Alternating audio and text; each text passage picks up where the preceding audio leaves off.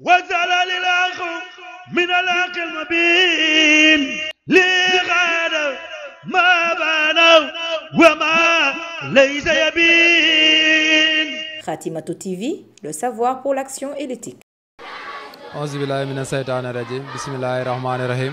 asalaamaaleykum wa rahmatullahi taala wa barakatuhu mbokk taalibe yi ñu ngi leen di ziar baax di jiital ci ziar bi Serigne Mountakha Mbacké di ko ñaanal suñu borom guddal fanam sa dëgëral taxawaayam ak njabootu borom Touba gi yëpp yéen ñu ñuy topp ci Khatimatou TV le savoir pour l'action et l'éthique ñoo ngi fii ci Thiawé Biafra ci journée culturelle groupe scolaire Khatimatou Mounadiati nga xam ne bii mooy 3e édition boo xam ne ñu ngi koy taxawal fii ci Thiaroye di ko ànd ak waa daara yi nga xam ne ñoo nekk fii yëpp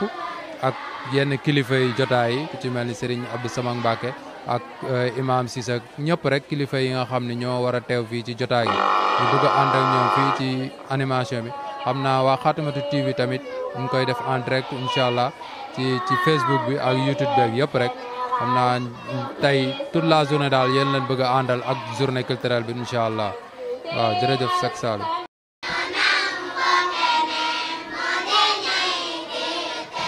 L'islam rek mooy diine ju wér kuy sàkku leneen doo am fële kër duñu deñ di ko aar ba ñuy faatu wóor na borom suuf ak samaawaatu.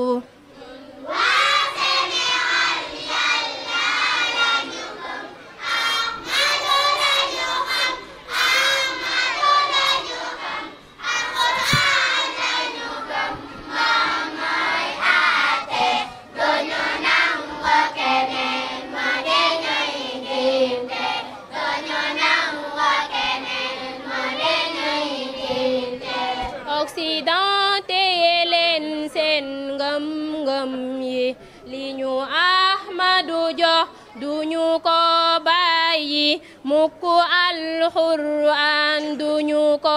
fàtte moom rekk lañu am moo wara àtte.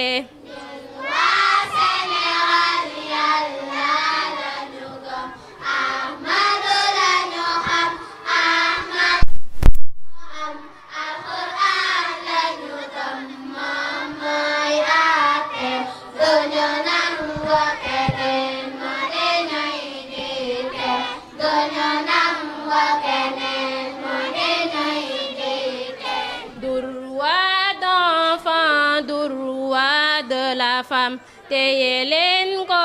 mook droit de l'homme waxu leen jëfu leen duñu taxa bàyyi bu ñu doon dee sax duñu taxa tayyi.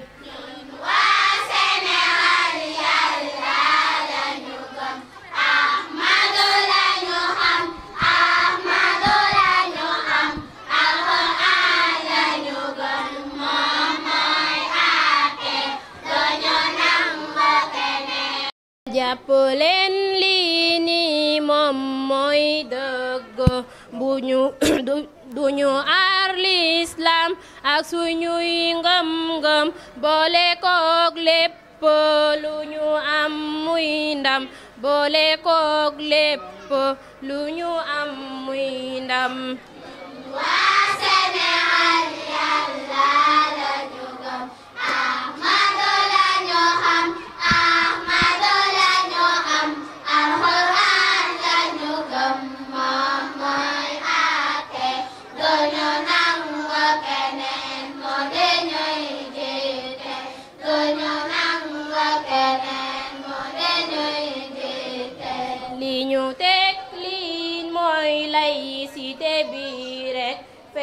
mu ngi fi mukk ñun duñu am ndam Sénégal Sénégal jot nañu xam ko Sénégal Sénégal jot nañu xeex ko.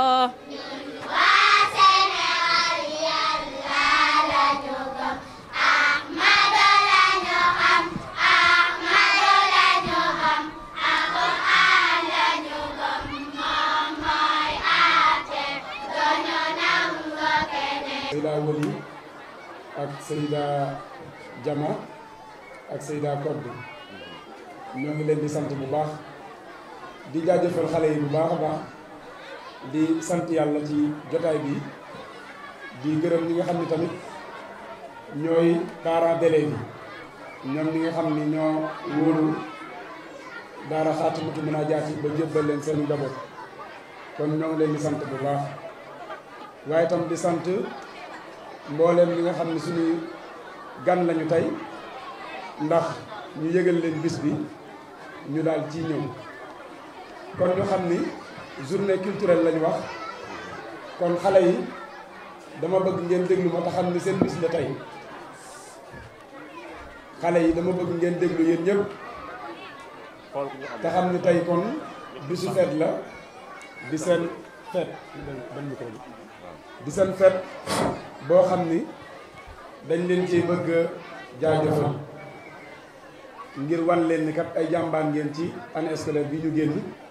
waaye tam ngir wan leen ni vacances yaa ngi ñëw kon nag ngeen xam ni kon jotaay bi seen fête bi kon ñoo ngi gërëm ñi ci teew ñëpp incha allah programme bi comme ni ñu ko waxee journée culturelle dina am ay animation ñu war ko ànd ak élèves yi dina am ay sketch muy ay théâtre yoo xam ne élèves yi ñoo koy def waaye tamit li ñu war a jiital nga xam ne mooy li nga xam ne mooy cosaan li mooy alquranul karim dinañ fi tari alquranul karim def ay animation ak ay way yoo xam ni lépp day jëmaat ci jàngale ndax jotaay bi lépp jàng ak jàngale la kon loolu mooy programme bi nga xam ne moom lañ fas yéene indi tey may fàttali tamit ne journée culturelle bi mbooleem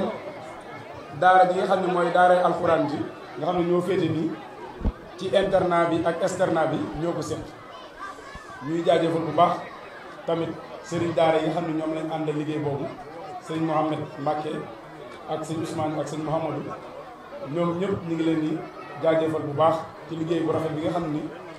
ñoo ngi koy àndal ñun saa su ne waaye tamit franco arabe bi ci jardin d'enfant bi nga xam ne ñoom laa jàkkaarloo nii ñu macha allah ñu toog ci seen i siège yu rafet kon ñu ngi leen di jaajëfal di leen dalal ak waaye tam ci mboolem classe yi nga xam ni ñoo tàmbalee CI CP C1 ba C2 ba CM1 kon ñoom ñëpp ñoom lañ dajale muy groupe scolaire Xaatimatu Munaajaati nga xam ne daaray alxuraan ji la ak franco arabe kon ñooñu ñoo seq li nga xam ni mooy journée culturelle tey kon programme bi noonu la fas yéenee tëddee li ñuy tàmbalee rek mooy jàng alxuraanu karim ubbee ko ñaan yàlla suñu borom mu barkeel jotaay bi ci tàmbali gi ba ci mujj gi ñuy signaler ba tey ni am na tuuti changement ndax ñi ngi jàppoon a tàmbali 9h waaye yéen ñëpp gis ngeen ni maanaam courant bi dafa coupé woon te suba ba léegi te groupe bi yéex a tàkk kon xëy na dina am tuuti décalage waaye du tee dinañ jéem a xool li nga xam ne mooy li ëpp solo ngir bégal xale yi ngir wan waajur yi tamit maanaam tolluwaayu njàng mi ak li nga xam ne moo ñuy xaar déwén lu ci xaj rek ci temps bi incha allah dinañ ko def kon ñu xam ni franco arabe moo fi nekk ak daaray alquran kon dina am ay prestation yoo xam ni day jëm ci wàllu français dina am ay prestation yoo xam tam day jëm ci wàllu arabe ñu war koo ànd ak jàngalekat yi nga xam ne ñoo fi nekk muy enseignant yi ak yaa sayida yi kon ñu ngi leen di jaajëfal ñoom ñëpp kon dañuy ubbi rek di wax ni nous souhaitons la bienvenue aux élèves tout d'abord, ensuite aux enseignants qui ont encadré l'ensemble des élèves du groupe scolaire Xaatimatu Munaajaati depuis le début de l'année, mais aussi aux parents d'élèves, n'est-ce pas, qui ont eu la confiance auprès du groupe afin de nous confier leurs enfants. Nous souhaitons aussi la bienvenue au personnel encadrant, les enseignants, mais aussi tout le personnel encadrant du groupe Xaatimatu Munaajaati. Nous souhaitons aussi la bienvenue aux invités, à nos chers invités qui sont là, que ce soit les parents d'élèves, les amis, les sympathisants et aussi tous les partenaires du groupe scolaire Xaatimatu Munaajaati. Donc, c'est la journée culturelle qui est une fête organisée pour les élèves. C'est un événement qui marque à la fois la fin de l'année, mais aussi le début des vacances. Comme vous le savez, c'est une journée de fête donc dédié aux élèves. Au programme, comme je l'ai rappelé tout à l'heure en wolof, on aura du récital du Saint-Coran. Nous implorons la bénédiction de Dieu à travers ce récital, qu'il puisse nous permettre de bien commencer et aussi de bien terminer. Nous aurons aussi au programme des sketchs, des animations qui seront faits par les élèves. Il y aura aussi une remise de prix aux meilleurs élèves. Donc nous allons décerner des prix pour honorer les meilleurs élèves. Donc tout cela, ça rentre dans le cadre de pousser nos élèves à l'excellence, puisque nous voulons faire de ce groupe scolaire un groupe scolaire d'excellence. Donc c'est ça le programme. Je rappelle aussi que la journée regroupe la section mémorisation du Saint-Coran, internat et externat, en même temps aussi que le franco-arabe, n'est-ce pas, composé de toutes les sections, jardin d'enfants, CI, CP, C2, etc. Donc c'est ça que nous aurons comme programme. Je rappelle aussi que la journée est parrainée à Serigne Cheikh Diop et marrainée à Sokhna Dior Ngirane, qui est la présidente de l'association des parents d'élèves de l'école franco-arabe. Nous rendons hommage aussi à des élèves qui étaient là avec nous. On se rappelle de Fallou Dia, qui était là avec nous, qui était un élève au niveau de la section mémorisation Saint-Coran. On se rappelle aussi de Baïzal, qui était avec nous. On se rappelle aussi de Sokhna Awa Kébé, qui était un parent d'élève, n'est-ce pas, rappelé à Dieu récemment. Nous prions Dieu de les accueillir au paradis. Donc à travers cette journée, nous nous rendons hommage et nous nous rappelons d'eux pour tout ce qu'ils ont fait pour le groupe scolaire Khatoumou Mounadiat. Donc sans plus tarder, je vais passer la parole à Oustaz Ahmed Kéré. yaa Oustaz su ko defee Oustaz tamit defal ñu benn présentation bu gàtt ci jotaay bi ni mu war a tëddee bu noppee nag ñu daal di tàmbali njàngam alxuraan bi ak daara ji ànd ko ak sëñ Moustapha Diagne mi nga xam ne tamit moom mooy saytu wàllu woowu ci liggéey bi. kon yaa Oustaz ginnaaw waxtu wi dafa xaw a xam dañ lay jox yow tamit da daal di ubbi daal di dalal mbooloo mi ñu dalal élèves yi dalal parents d'élèves yi dalal invité yëpp ci turu groupe Khatoumou Mounadiat bi nga xam ne yaa ko jiite su ko defee ñu daal di tàmbali liggéey bi.